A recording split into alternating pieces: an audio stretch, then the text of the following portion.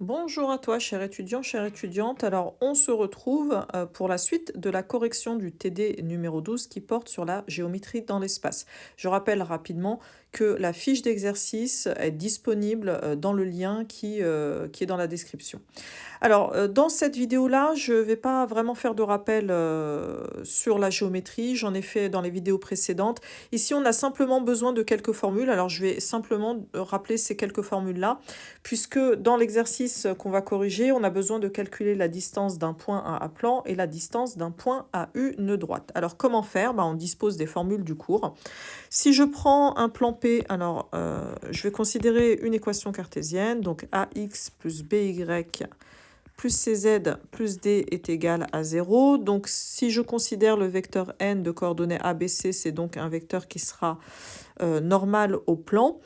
Je vais considérer que le plan va pouvoir s'écrire aussi A+, c'est-à-dire que A est un point du plan, et que les vecteurs U et V sont deux vecteurs directeurs de ce même plan-là. Voilà, donc pour les notations, je rajoute encore un point M quelconque de coordonnées x0, y0 et évidemment, pardon, on est dans l'espace, donc z0. Donc ça, c'est un point de l'espace. Et donc, comment je calcule la distance de mon point M au plan P? Eh bien, j'ai trois formules. Donc, soit je prends la valeur absolue de AM scalaire n sur la norme de n, soit je prends la valeur absolue du produit mixte AM UV sur la norme de U vectoriel V, donc qui sera un vecteur en conséquence normal au plan.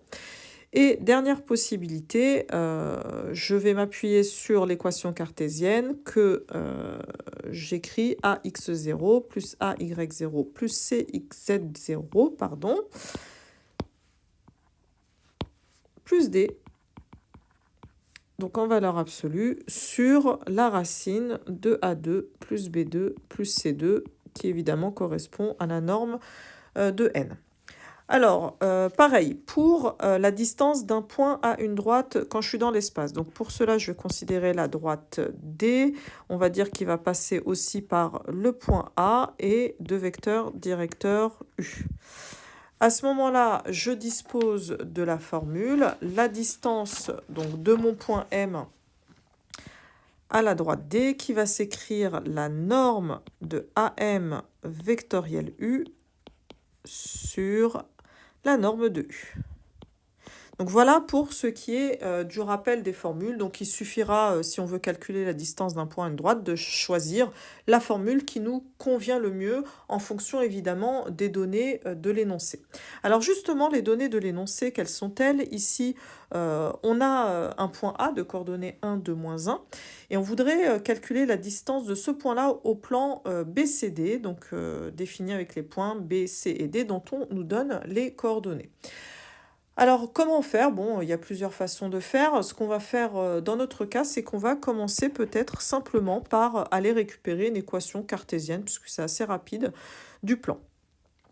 Donc, on traduit qu'un point M, rappelez-vous, on part toujours d'une condition d'appartenance, on en a parlé dans la vidéo précédente, appartient au plan que je vais appeler, on va garder le nom BCD. Voilà, si et seulement si, donc les trois vecteurs BM, BC et BD sont coplanaires. Bon, j'ai pris cela, j'aurais pu en choisir d'autres. Et donc la coplanéité qui se traduit par le produit mixte qui est nul. Donc si et seulement si, donc là ça passe par un calcul de déterminant, donc x moins 1, y moins 1, et là ça va donner du z. Donc ici je vais avoir du moins 2, moins 1, 1, et enfin pour le vecteur BD, 0, 1 et 1. Donc qui est égal à 0. Donc il suffit de développer ce déterminant. Alors je vais le faire en fonction de la première, les colonnes. Donc j'avais déjà expliqué la méthodologie dans la vidéo précédente, donc n'hésitez pas à la revoir s'il y a un doute sur ce point-là. Donc là, en développant, ça nous donne donc le déterminant qui vaut moins 2 facteur de x moins 1, plus le déterminant 2 facteur de y moins 1, et enfin moins 2z, qui est égal à 0. Donc après simplification, ça va nous donner du moins x, plus y moins z, qui est égal à 0. Voilà, on peut le garder comme ça, ou alors moi j'aime bien quand il y a une valeur, un coefficient positif devant le x, peu importe, plus z est égal à 0. Donc maintenant qu'on dispose de l'équation cartésienne du plan, d'une équation cartésienne, bah, je peux choisir par exemple cette formule-là. Hein. Cette formule-là, elle est pas mal pour calculer la distance du point au plan. Donc bah, c'est parti, on y va. La distance donc, de notre point A au plan BCD, qui va s'écrire, donc valeur absolue de donc x ici qui va valoir 1, y qui vaut moins 2 et le z qui vaut 1. Donc sur la racine de 1 au carré. Donc là, hop, vous voyez, hein, le vecteur n, on peut le voir directement ici, il est de coordonnées 1, moins 1 et 1. Il sera normal au plan. Donc ça nous fait 1 au carré plus moins 1 au carré plus 1 au carré, ce qui nous fait du 2 sur racine de 3. Voilà, donc là c'était vraiment une application toute simple finalement de la formule de la distance.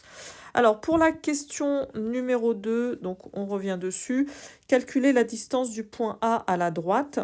Alors je vais simplement récupérer peut-être l'énoncé. Je vais le récupérer là. Voilà.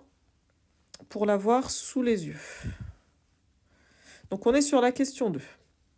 La distance du point A à la droite, donc rappelez-vous, elle est définie par un système d'équations puisqu'on la voit comme l'intersection de deux plans. Donc ce plan-là, dont je peux récupérer, alors je peux l'appeler P. Le premier plan qu'on va appeler P, le second plan qu'on va appeler P'. Et donc on note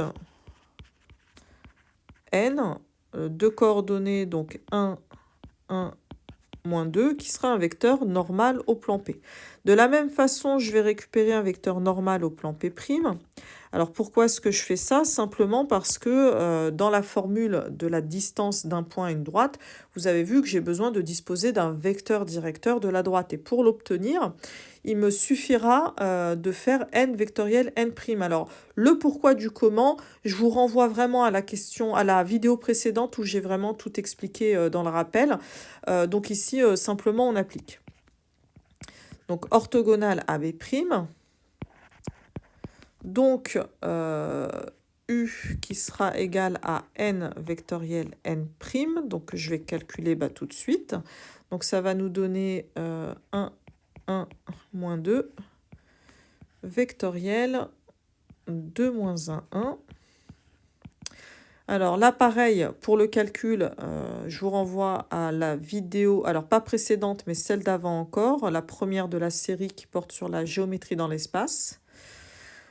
Voilà, donc on obtient moins 1, moins 5, moins 3. Donc U est un vecteur directeur de D.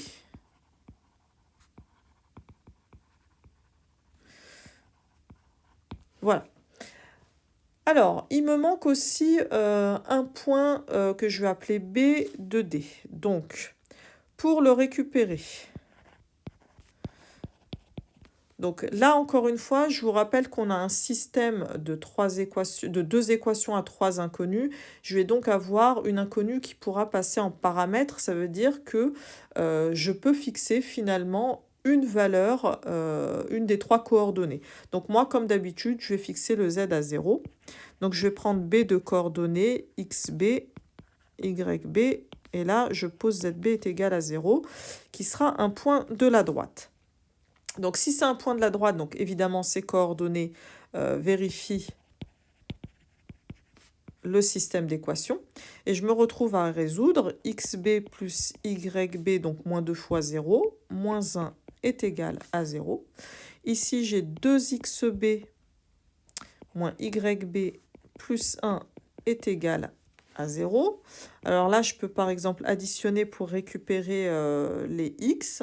Et donc, ça me fait xb est égal à 0. Et en conséquence, yb est égal à 1. Donc, le point B de coordonnées 0, 1, 0 est un point de ma droite. Alors désormais, j'ai tout ce qu'il faut pour appliquer ma petite formule que je vous remontre rapidement. Hein, elle est là. Donc c'est celle-ci qu'on applique. Donc la distance de mon point A, donc qui est fixé dans l'énoncé, le point A, à ma droite D, ça va correspondre à BA, donc B un point du plan, vectoriel U, VU un vecteur directeur, sur la norme de U. Alors, le A, on se rappelle qu'il est de coordonnées 1, 2, 3. Et donc, ça me donne, concernant les coordonnées de BA, 0, 1, 0. Vectoriel, moins 1, moins 5, moins 3, c'est ce qu'on a trouvé à l'instant, sur la racine de 1 au carré plus moins 5 au carré, bon ça revient à 5 au carré, et moins 3 au carré, donc 9, 3 au carré, pardon. Voilà, donc ça nous donne en conséquence, donc pour le produit vectoriel, on récupère moins 3, 0 et 1. Et ici, on a donc racine de 1 plus 25 plus 9, donc racine de 35. Voilà. Ce qui nous donne donc ici, ça nous fait racine de 9, racine de 10 sur racine de 35. Alors, on peut peut-être tout mettre sous la racine. Donc, 10 35e. Et donc, 2 septièmes. Donc, voilà pour ce qui est de la correction de l'exercice numéro 6. On se retrouve dans une prochaine et dernière vidéo pour cette série-là, pour la correction du dernier exercice.